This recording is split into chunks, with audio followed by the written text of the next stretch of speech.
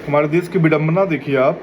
जिस देश को ऋषियों का, मुनियों का और ईश्वर का देश कहा जाता है, उस देश की विडंबना ये हो गई है इस समय कि हमारे देश के जो इन्फ्लुएंसर हैं, जो आइडल इस समय आजकल के यूथ के आइडल जो हैं, वो डाली चाय वाला, UK07, थारा भाई जोगिंदर, इस टाइप के लोग जो सोशल मीडिया पर जितना फूहड़पना परोस सकते हैं उतना फूहड़पना परोसते हैं, और वही लोग आजकल के बच्चों के आइडल हैं।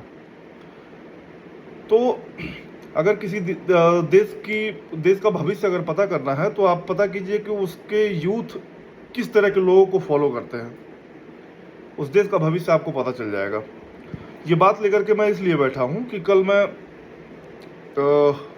ऐसे ही अब हालांकि मोबाइल जब आदमी खाली रहता है तो मोबाइल ही इस्तेमाल करता है, तो मोबाइल पे मैं बैठे बैठे एक न्यूज़ देख रहा था। एक बच्चा है अजीत डोभाल, जो UK07 नाम से फेमस है सोशल मीडिया पर, और जितने भी सोशल मीडिया प्लेटफॉर्म हैं उस पर जो है UK07 नाम से वो फेमस है, और उसके बड़े अच्छे फॉलोअर्स हैं, बड़े अच्छे व्यूअर्स हैं, उसके कई मिलियंस में उसके व्यूअर्स हैं।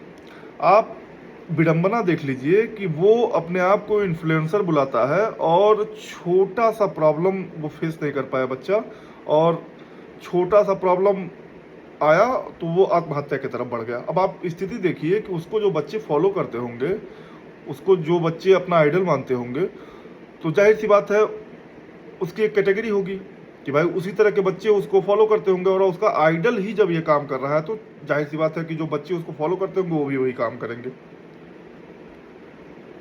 अब हम लोग किस दिशा में जा रहे हैं आप सोचिए जरा। जिस देश का आइडल होना चाहिए जो है भगत सिंह, जिस देश के बच्चों के आइडल होना चाहिए जो है स्वामी विवेकानंद, जिस देश के बच्चों के आइडल होने चाहिए जो है चंद्रशेखर आज़ाद, जिस देश के बच्चों के आइडल होने चाहिए जो है अशफाक उल्लाह खान, महात्मा गांधी, कितने नाम मैं गिनवाऊँ। अरे आप लोगों को अगर इन्फ्लुएंस होना ही है तो इन लोगों से होइए, इनकी किताबें पढ़िए। आप इन लोगों को पढ़ेंगे तो आपके अंदर अच्छी बातें आएंगी, नैतिक होंगे आप।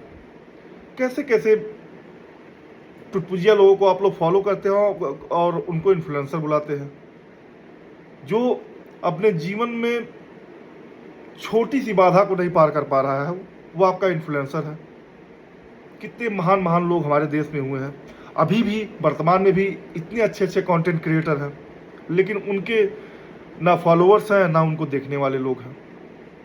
और जितना फूहड़पना, जितनी गंदगी, मतलब आप स्थिति देखिए कि कैसे कैसे लोग हमारे देश में वायरल हो जाते हैं।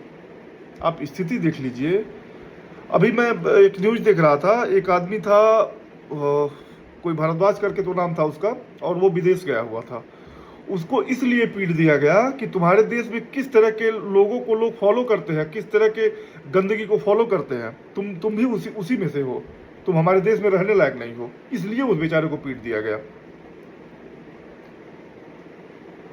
तो आज थोड़ा सा सोचने का विषय है, और सोशल मीडिया पर जाने अनजाने में हमारे बच्चे क्या कंज्यूम कर रहे हैं इस पर विशेष ध्यान देने की ज़रूरत है। और जैसा देखेंगे उसी तरह बनेंगे बच्चे, और बच्चे अगर ये सब गंदगी देखेंगे तो इसी सब गंदगी की तरफ बढ़ेंगे और इसी को फैशन मानेंगे बच्चे। तो आज ज़रूरत है